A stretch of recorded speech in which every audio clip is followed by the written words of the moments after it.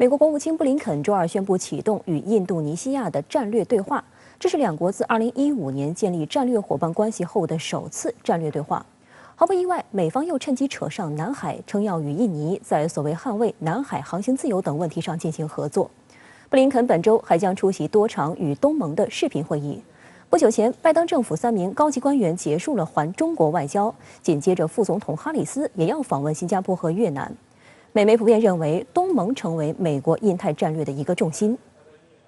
美国国务院表示，布林肯周二与印尼外交部长雷特诺·马苏迪在华盛顿进行了会晤。美国和印尼早在2015年已同意建立战略伙伴关系，但布林肯表示，两国的战略对话关系现在才真正开始。雷特诺也表示，美国是东盟落实印太前景的重要伙伴之一。Indonesia is a strong democratic partner for the United States. We're working together on so many different fronts. We deeply appreciate the strong voice that Indonesia has within ASEAN, where the United States is. Beyond the bilateral relation, as the largest democratic country in Southeast Asia, as the largest economy in Southeast Asia, the strong partnership between Indonesia and the U.S. will be the asset for your increasing engagement in the region. 路透社报道称，美国将东盟视为美国对抗中国在亚洲影响力日益增长的关键，而印尼是东盟10个成员国中最大的经济体。印尼作为东盟的老大，或者说这个龙头，事实上对于就是东南亚的各国对外的政策，包括对美和对华政策是有相当大的影响力的，而且对于地区的这个稳定也好，或者是地区内部的安全形势也是有相当大的影响力。尤其是在过去经过4年特朗普时期忽视印尼，包括忽视整个东南亚的这么一个外交态势之下，拜登上来以后，这很希望能够迅速的把东南亚能够重新团结在美国的旗帜之下，尤其是在南海问题上，包括地区安全问题上，对中国形成以美国为核心的统一战线。深圳卫视注意到，布林肯与雷特诺会见后，美国国务院发布的新闻稿再拿南海说事，声明说，双方还表达了对海上安全的共同看法，并承诺捍卫南海的航行自由。但是值得注意的是，无论是印尼外长的社交媒体，还是印尼外交部官网发布的新闻稿中，对南海只字不提，主要涉及的是疫苗和经济合作。这次美国捐赠800万剂疫苗给印尼。目前东盟部长系列会议正在召开，布林肯会以视频方式出席其中5场会议。美联社指出，布林肯接待到访华盛顿的印尼外长，就是在其中一场美国东盟线上会议之前。路透社称，这是美国努力表明其认真对待与东南亚的合作，将其作为制衡中国的一部分。此前，美国国务院的声明中也重点强调了所谓的海洋议题，称美国要与国际社会站在一起，共同捍卫海洋自由和包括联合国海洋法公约在内的国际法。但实际上，美国根本不是联合国海洋法公约的缔约国。布林肯事实上的话，通过在视频会议之前专门特意要跟这个印尼先进行对话，其实也为了凸显对印尼的重视或者是这种尊重，也希望能够赢得印尼方面了对美国的这个外交政策的一些呼应。同时呢，在东南亚问题上跟美国保持更多的一致。那么这点，我相信布林肯的相关表态是背后有相当深的这种政策意图在里面的。印尼雅加达邮报周一报道称，近年来美国高层官员并不总是参加东盟会议，有时还派出级别较低的官员参加该地区的峰会。路透社称，拜登政府成立之初被认为很少关注该地区，但最近美国高官对该地区的频繁访问凸显出对这一地区的重视。常务副国务卿舍曼7月18号到25号访问日本、韩国和蒙古国，之后在行程中加入中国和阿曼2站。防长奥斯汀紧接着访问新加坡、越南和菲律宾，并在其环中国出访中大炒南海议题。随后，国务卿布林肯在7月26号至29号访问印度和科威特。一名匿名美国官员称，稳定的高级别接触将带来回报。路透社周3援引消息称，美国副总统哈里斯预计将于8月22号访问新加坡，24号访问越南，期间重点关注南海问题和加强美国的地区领导地位，并试图扩大同该地区国家的安全合作。路透社称，如若成行，哈里斯将是第一位访问越南的美国副总统。搅局或者说是对中国的这个崛起的步伐，以及对周边外交我们态势的营造，来进行这种破坏或者阻挠，这可以说是一个既定方针。尤其是对于拜登而言，他是高度重视的盟友以及伙伴国家的就是合力。但我相信美国其实心知肚明，就是他采取这些措施不会对中国的我们的外交政策，或者说是我们的相关的就地区的安全，我们的政策手段产生实质性影响。但英国《金融时报》分析指出，美国难以拉东盟与中国抗衡，因为当前美国对华政策的本质是为两国关系划定一个可控的边界，在此框架内与中国博弈，并力图占据上风。可是划定博弈的可控框架这件事，在本质上就意味着承认中国是美国对等的博弈对手，因而对中国有所忌惮。如此，东盟国家就不可能和美国站在一起与中国对抗，因为既然连美国都对中国有所忌惮，东盟为什么要无端与中国为敌呢？这是美国自己教会了东盟国家不与美国结盟抗中。对于东盟国家来说，中美两国在域内保持可控制的竞争，相互遏制，东盟国家自身的利益就会得到更多保障。对东盟国家来说，南海问题才是核心。只要中国处理好这一问题，其他问题都是可控的。就在美印尼外长会晤当天，王毅在出席中国东盟10+1外长会时表示，中方将继续履行南海各方行为宣言的承诺，坚持由直接当事国通过磋商谈判和平解决争议，不采取激化矛盾、扩大分歧的单方面行动，同时深化海洋领域务实合作。他同时警告，个别国家在中国和东盟国家之间挑拨离间，派出大量先进舰机四处挑衅，是南海和平稳定最大的搅局者。南海不是也不应成为大国博弈的决斗场，我们不能听任他们破坏本地区和平稳定的良好局面。王毅表示，中方在南海的主权权益符合包括联合国海洋法公约在内的国际法。中方从未提出新的绳索，但必将坚持迄今一以贯之的立场。但我想，全世界，尤其包括东南亚国家，其实心知肚明，在这个问题上的话，如果是一意孤行的跟着美国跑来进行搅局的话，那么这些国家首先将深受其害，因为地区的和平和稳定对于中国和东南亚国家而言都是同等重要，而且是利益攸关的。那么，希望他们能够听懂。美国副总统哈里斯即将步几位拜登政府高官的后尘，于本月下旬抵达亚洲，展开对新加坡和越南的访问。对于美国在亚洲围绕中国开展全场紧逼战术，新加坡总理李显龙在哈里斯访亚前夕公开呼吁中美缓和当前紧张局势，因为一旦发生冲突，对双方和世界来说都会是灾难性的。李显龙周二以视频方式出席2021年美国阿斯彭安全论坛的首场对话，话题涉及国际合作、中美关系以及全球化进程等热点问题。对于外界最为关注的中美关系问题，李显龙表示，拜登政府希望与中国开展竞争，但是将竞争对手视为对手还是敌手，其中存在一条非常微妙的界限。然而，在对华强硬成为美国两党共识时，这条界限极易走歪。There's bipartisan consensus today on one thing, which is relations with China, but there the stance is to take a hard line.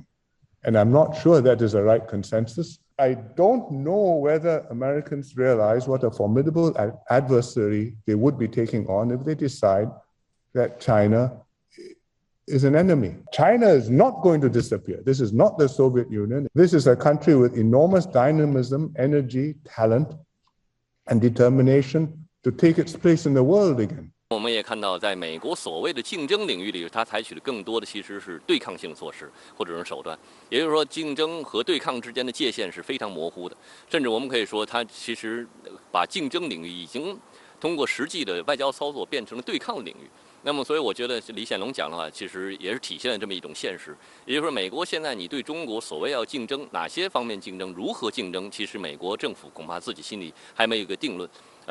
在实际操作当中呢，还是采取了这个对抗性和摩擦性的这种措施，也使得中美的竞争在进一步的滑向对抗。李显龙直言，中美作为世界上的两个大国，一旦发生冲突，将对全球各国产生不可消除的负面影响。尽管短期内很难扭转中美关系越发复杂的趋势，但包括美国盟友在内的许多国家仍希望两国关系的恶化能够得到遏制。So in this situation, I would say to both,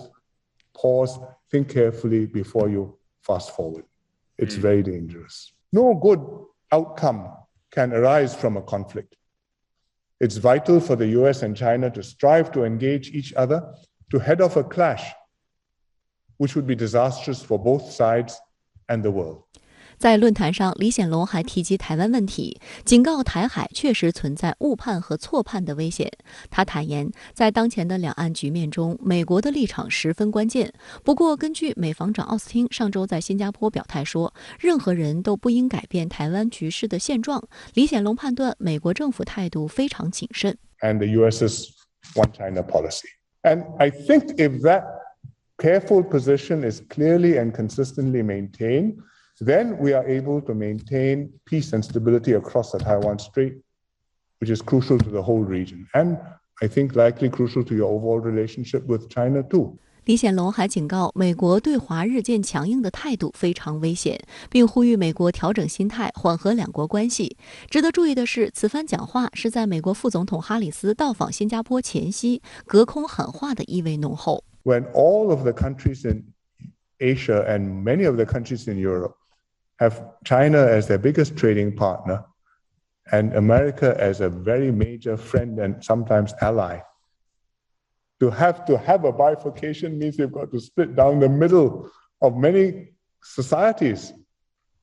which I think is going to be very hard. 李显龙的表态不仅是代表了新加坡的这个政策立场，事实上也恐怕发出了就是绝大多数东南亚国家的共同的心声，也就是他们不希望在中美两强之间选边站，更不希望中美在该地区引发军事冲突，把这些国家卷入其中。因为对他们而言，在中美之间左右逢源，这其实是最佳的政策选择。外界注意到，近年来李显龙多次在不同场合呼吁中美这两个世界最大经济体避免发生破坏性的冲突，因为这样的冲突势必让像新加坡这样经济开放、依赖贸易的小国家手足无措。去年拜登当选美国总统之后，李显龙就曾表示，美国应与中国建立一种全面建设性关系，并在此框架下拓宽合作领域，妥善处理分歧。呼吁美方谨慎制定对华政策是新加坡外交界的共识。曾任资深外交官的新加坡国立大学亚洲研究所研究员马凯硕早前在接受深圳卫视采访时就直言，短期内中美分歧难以弥合，因为两国之间的竞争是由结构性的力量在驱动。Because China has become very big, there is a lot of concern about China. But at the same time, the Western countries at the same time must understand that the West had too much power for 200 years. It was artificial. And even today, we have a rule that says that to become the head of the World Bank, you must be American. To become the head of the IMF, you must be European. No Asian qualifies. Those are absurd rules. So as China becomes bigger, the West must adjust to a new balance of power. And it can be a peaceful rebalancing. 此前，马凯硕还在美国消费者新闻与商业频道的一档新闻节目中表示，美国瞄准东南亚地区是因为这里的人口超过 6.5 亿，是世界上增长最快的经济体之一。更为重要的是该地区的地缘战略价值。但是他认为，美国必须从长远考虑，不能只是单纯的强迫各国在中美之间选择立场，而是与东南亚国家开展切实符合彼此利益的合作。新加坡前国会议员吴俊刚周三在新加坡联合早报撰文指出，拜登有意修复特朗普执政4年不断退群给亚洲地区带来的破坏，对于东南亚国家来说本应是一件好事，但拜登政府对东南亚的拉拢却是以压制中国作为出发点，难免让这些国家感到不自在，因为这并不符合他们的利益。他们的这些举措在这些周边国家看来的话，其实司马昭之心，路人皆知了。尤其是现在面对疫情之后，中国所体现出来的这种睦邻友好外交政策，很多国家其实是心知肚明的，而且也会对美国伸出的橄榄枝，他们会进行自己的判断，会基于自身的利益去做出理性的选择。德国海军巴伐利亚号护卫舰正式启程前往印太地区，并计划穿越南海区域。德国近20年来第一次派军舰到亚洲，也引发国内巨大争议。有政党要求停止对美国的盲从。外界还注意到，德国外交部和国防部此前明确表示，该舰不会在中国南海岛礁12海里范围内通过。据悉，德国总理府还向中方提出，希望让该舰停靠上海。当地时间周二，巴伐利亚号护卫舰从德国西北部的威廉港出发，正式开启印太之行。这艘载有约240名官兵的军舰，在为期7个月的航行过程中，将访问巴基斯坦、澳大利亚、关岛、日本、韩国、越南、新加坡、印度等地，并预计在12月中旬穿越南海，成为自2002年以来第一艘穿越该地区的德国军舰。德国国防部长卡伦鲍尔在为巴伐利亚号送行时表示：“我们正在与盟友一起为捍卫价值观做些具体的事情。”不过，卡伦鲍尔并没有直接提及中国，而德国外交部的声明中强调印太地区的重要性外，同样没有提及中国。德国呢是去年他发布了自己的这个印太战略指针，所以这个派军舰呢应该是早在筹划之中。德国呢作为这个美国同盟体系的一员。德国呢认为自己应该响应美国，要做一些动作我想这也是一种图表现这一种姿态。美国拜登政府上任以来，一直以拉拢盟友为主要手段，妄图遏制中国的发展。为响应美方的呼吁，法国和英国曾向印太海域派出航母战斗群。就在不久前，英国伊丽莎白女王号航母打击群刚刚通过南海。除航母外，该打击群还包括了一艘45型驱逐舰卫士号、2艘23型护卫舰诺森伯兰号和肯特号，以及一艘机敏级核潜艇、2艘辅助舰船。相较英国如此大阵仗，德国此次派出的巴伐利亚号仅为一艘满载排水量4700吨的护卫舰。资料显示，该舰属于德国海军勃兰登堡级护卫舰，1996年服役。有分析指出，德国派出这么一艘护卫舰，显然更多的是一种象征意味，对美方也算有所交代。军事上的实质意义是非常有限的。正因为呢，它这个主要是象征性所以呢。也从另外一方面呢说明德国包括其他欧洲国家对中国呢是一种矛盾的心态，他不想因为这种象征性的这些行动呢，那实质损害德国在中国的利益，或者是实质损害这个中德关系。值得注意的是，据德国法兰克福汇报报道，德国总理府已经向中方承诺，巴伐利亚号既不会穿越台湾海峡，也不会参与同美军的联合军演。另据德国之声的报道，德国总理府还曾就巴伐利亚号是否可以停靠上海或青岛港向中国提出问询。周一公布的航线也包括停靠中国上海港口。对此，中方尚未作出回应。有分析就指出，德国官方的系列表态也是意在减弱本次任务的所谓反华色彩。当前南海局势总体趋稳向好，中方尊重各国舰船依据国际法在南海享有的航行自由，但坚决反对有的国家出于挑衅的目的，不远万里派军舰过来刷存在感。中国军队将采取一切必要手段，予以坚决有效应对。对于此次印太之行的目的，德国反对党和民间发出强烈批评。据德国之声报道，德国防部长卡伦鲍尔的推特账号下数百名留言者当中，90%以上都对巴伐利亚号此行持批评态度。他们质疑我们的军舰去亚洲做什么？这种巡航劳民伤财，还暗藏风险，这是彻头彻尾的盲目行动。在德国政坛，反对党左翼党发表声明称，向印太地区派遣护卫舰对加强该地区的安全局势并无帮助，纯属迎合美国反华政策的军事附和。德国政府应停止对美国的盲从行为。而德国舆论也呼吁，德国不必跟随美国挑起所谓新冷战。德国呢跟美国的利益呢并不一致，德国呢也并不这个完全追随美国的这个对华政策，他也不希望这个世界呢陷入这个新冷战。我想德国这方面应该还是有理性的考虑。外界还注意到，德国联邦医院选举将于9月举行，这就意味着巴伐利亚号抵达南海海域时，德国新任总理已经上任。默克尔执政期间在对华关系上的态度与美方截然不同，他支持欧洲拉近与中国的关系，并认为中国在很多全球性问题具有不可替代的地位。过去多年来，在中德两国领导人的引领下，两国两军高层保持互访，交流密切，在维和、卫勤、军事、学术等领域的往来与合作不断。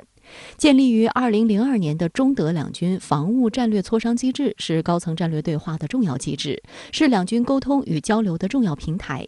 2016年6月，中国海军第23批护航编队湘潭舰首次参加德国基尔州活动，并与多国海军开展了友好交流互动。2018年，时任德国国防部长冯德莱恩访华。2019年，中德两军联合救援2019联合演习在德国费尔德基兴举行，这是中国卫勤部队首次实兵实装成建制在欧洲参加联演。今年7月6号，国委员兼国防部长魏凤和同德国国防部长卡伦鲍尔视频通话。魏凤和表示，明年是两国建交50周年，双方应以此为契机，推动双边关系迈上新台阶。希望德方继续与中方一道，坚持多边主义，携手抵制疫情政治化，反对搞零和博弈，共同维护国际公平正义。双方应加强战略沟通，保持机制性交往，妥善管控分歧，推动两军关系行稳致远。卡伦鲍尔表示，德中应继续加强包括防务领域在内的务实合作，德方愿与中方加强沟通，增进互信，共同应对各种全球性问题和挑战。而随着默克尔即将卸任，德国以及欧盟的对华政策将做出何种调整，各方拭目以待。德国的对华政策呢，因为这个新总理的上台，可能会发生一些变化啊。我想这种变化呢，可能不可避免啊，因为毕竟是另外一个人。但是呢，我们也不要夸大这种变化，因为中德关系的基础还在，经贸关系呢，在未来很长时间，我觉得还会是这个中德关系的压舱石。相关话题来连线中国国际问题研究院研究员杨希宇。杨先生你好。美国和印尼启动两国战略对话，会后美国再拿所谓捍卫南海航行自由说事。那么在您看来，拜登政府印太战略下南海局势出现不稳定因素如何来把控呢？首先呢，美国最近一个时期呢，以印太战略的名义加强了在南海的这个战略投入，或者说加强了对南海相关国家这周边的国家东盟国家的这种外交努力和这个军事联系，这个呢确实是搅动了南海的这个局势，带来了新的不稳定因素。但是在这个地区，南海地区，所有的相关国家，无论是中国还是东盟的有关临南海的这些国家，他们对于南海最大的利益诉求就是保持和平稳定，保持繁荣，这样才能搞经济发展。因此呢，就是尽管美国注入了大量的不确定因素，但是目前南海局势依然可控。印尼的立场出现了一个微妙的变化，就是说呢，同美国进行战略对话，来对冲呢这个潜在的印尼的这个海洋权益同这个中国在南海海洋权益的这种重叠主张。这种微妙的变化本身呢，并不是说印尼已经屈从了美国的压力，实际上呢，作为一个中等国家，那么在中美两个大国之间矛盾尖锐的时候呢，印尼这个等于是说，一种对冲这个风险对冲的这种外交手段，就是一方面呢要极力稳定同这个中国的关系，另一方面呢，这个同美国搞这个所谓战略对话呢，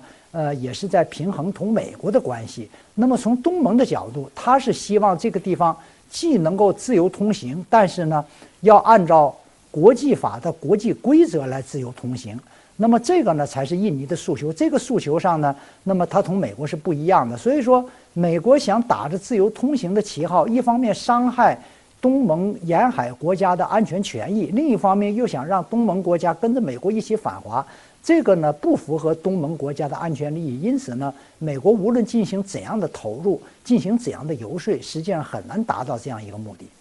新加坡总理李显龙在美国副总统哈里斯到访前夕，呼吁美国调整对华心态。事实上，李显龙早前也数次发出类似的呼声。那么，您对此有何观察呢？从冷战时期到后冷战时代，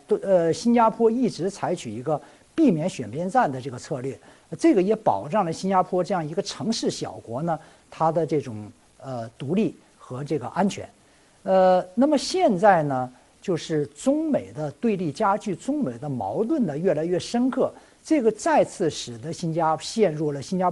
了一个非常艰难的境地，就是说，在美国和中国之间究竟怎么选？那么他从一贯的国策不愿意在大国之间选边站的角度呢，那么一直在呼吁中美的矛盾应该得到缓解，中美不应该对抗，同时呢，也不要逼我新加坡在这个美中之间选边站。这个是新加坡一直对美国在讲的。美国呢，现在加强了对东盟国家的外交投入，高官频频访问东南亚，实际上就是要努力的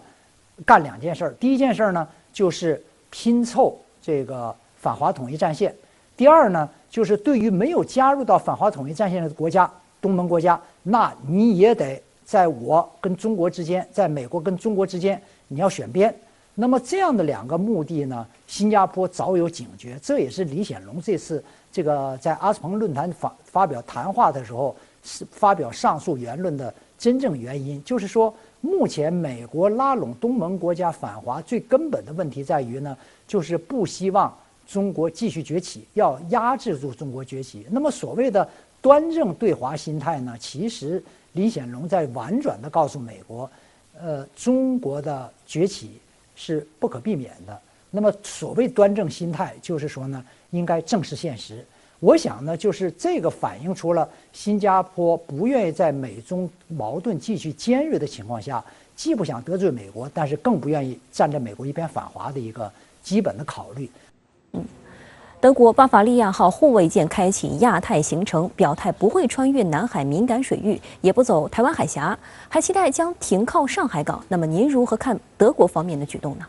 目前德国国内对于德国军舰访问亚洲的反应呢，非常典型的反映出德国自己在欧洲安全上的一个特殊的地位。就是美国呢，现在是希望拉着德国像英国等国家一样，去跟着美国在亚洲搅局。那么这我们就看到了，英国的军舰已经去了，现在德国军舰也准备去。但是德国政府，特别是德国国民呢，同英国有着非常大的不一样。我们首先看到的是，德国军舰也去亚洲，这无疑是受到美国的压力，不能不这么做。但是另一方面呢，我去是去，但是那个路线不能由你美国说了算。按照美国的计划，你最好去跟我一块儿，不仅要闯南海，而且要穿台海。不仅穿台海，你还得跟我到东海转一圈。这个事儿呢，那么德国人显然不干，就是他不想，他作为一个2战以后有深刻教训的和平国家，他不想把自己再绑到任何一个大国的战争机器上。所以呢，说你让我去可以，但是路线我自己定。这就出现了一个非常奇特的，刚才你讲的这个路线。另外呢，就是它更加奇特的一条，就是你让我去搞什么针对中国的军舰这个船行，我呢不仅不按你路线走，我还把军舰这个顺便也访问这个上海港。这个本身呢，就是不仅不是在加深同中国的军事对立，甚至还是有这个增进同中国军事互信的这个意图。这个显然呢是凸显了德国在美国的安全联盟当中它的防务自主性的一个特点。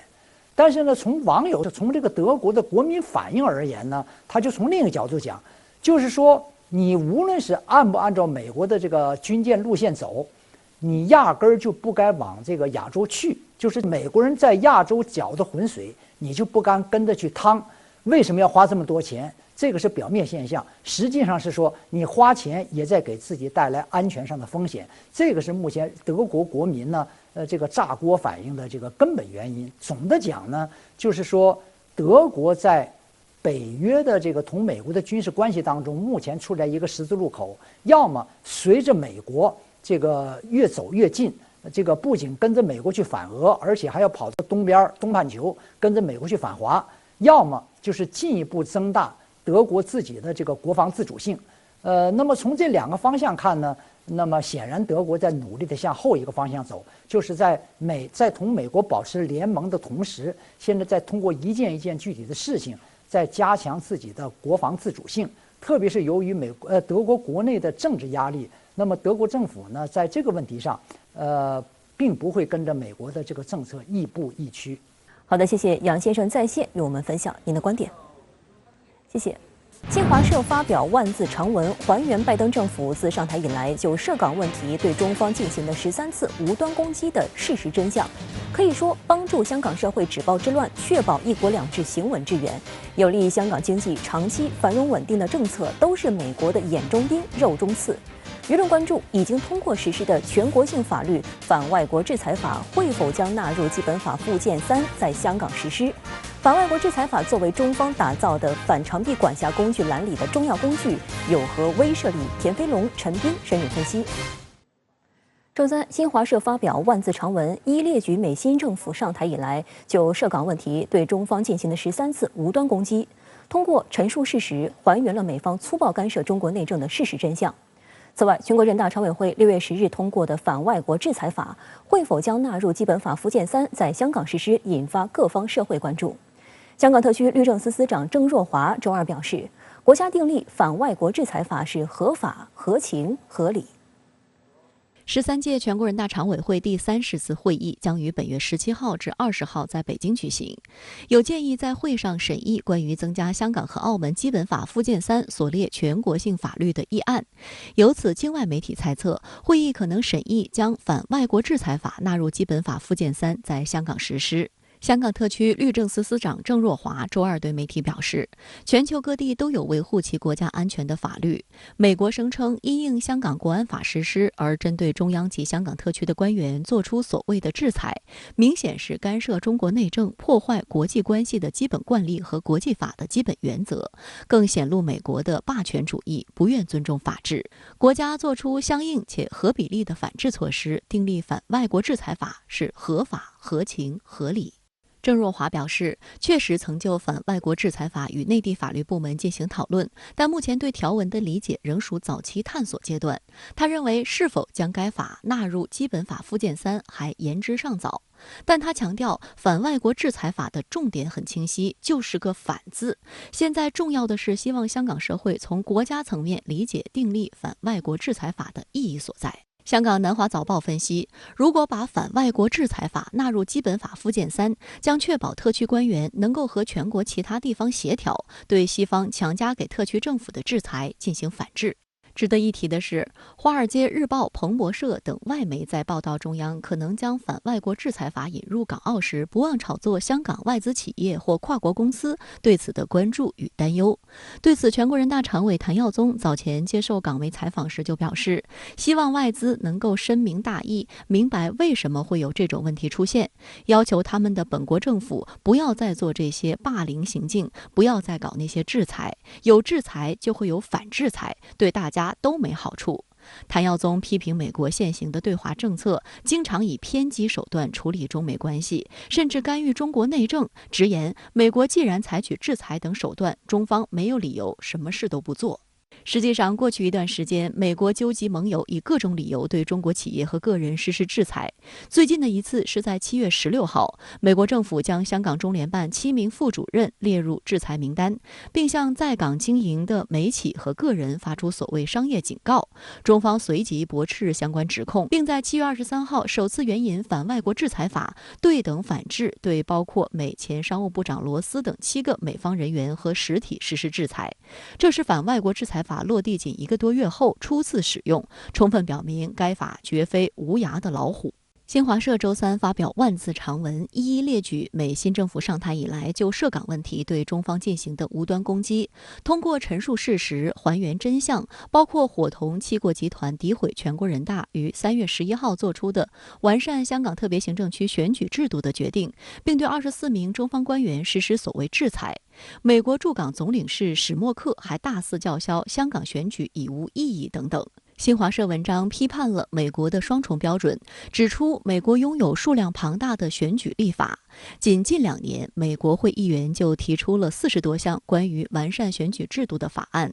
就在中国全国人大公布完善香港特别行政区选举制度议程的同一天，美国会众议院还通过了一项关于完善选举制度、提高选举安全的为了人民法案。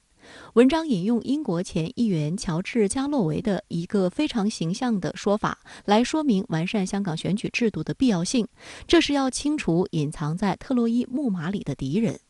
美方还抨击抹黑香港国安法，并对香港特区法院依法对反中乱港分子定罪判刑说三道四，还对其长期资助的苹果日报进行所谓声援。新华社文章指出，2020年6月底，香港国安法颁布实施，1年多来，社会重回正轨，市民生活安宁。近期民调显示，超80%受访市民认为社会秩序和治安状况有好转。美方一边喊着和香港人站在一起的漂亮口号，一边做出反对香港国安法实施所谓制裁的实际行动，这就是美政客的神逻辑，也是包括香港民众在内的所有人所看不懂的逻辑。美方在涉港问题上一再兴风作浪，恰恰表明美方自身才是煽动控制舆论的黑手，不遗余力为黄之锋等罪犯叫屈，再次证明美国会与香港人同行，不过是与罪犯同行，与香港民众为敌。文章最后表示，随着香港国安法等一系列有力措施持续落地，香港更加稳定繁荣，一国两制在香港得到更好落实，是对美方政客污蔑中方香港政策的最有力回击。东方之珠不容玷污，任何人都无法阻止香港重焕光彩的历史脚步。中国人民绝不允许任何外来势力欺负、压迫、奴役，一国两制事业绝不允许任何势力阻挠与破坏。谁还妄想这样干，必将在14亿多中国人民用血肉铸成的钢铁长城面前碰得头破血流。好的，相关话题来连线特约评论员陈斌。陈先生你好。今天新华社发表长文，揭示美国干涉香港事务的真相，并质问美政客究竟和谁站在一起，您如何看呢？主持人好，中国呢一直在揭露美国干预香港事务的各种花招和阴险目的。但像今天这样呢，把美国新一届政府的13次抹黑攻击集合在一起说，我印象中呢还是第一次。文章呢很详实，证据充分，有算总账的感觉，要让世界知道仅仅半年多时间内，美国对香港都干了些什么，是怎样破坏香港的社会稳定，是怎样扰乱香港的经济地位，是怎样呢用制裁等方式破坏国际规则，攻击一国两制，是怎样以愚弄鼓噪和抹黑来混淆视听，诱人犯罪，又是怎样呢打着民主人权的幌子损毁香港的法治和自由。这篇询问的终极提问是：美国的一些政客究竟和谁站在一起？是与民主、法治、自由、正义、文明站在一起，还是和霸凌、专断、偏执、邪恶、野蛮站在一起？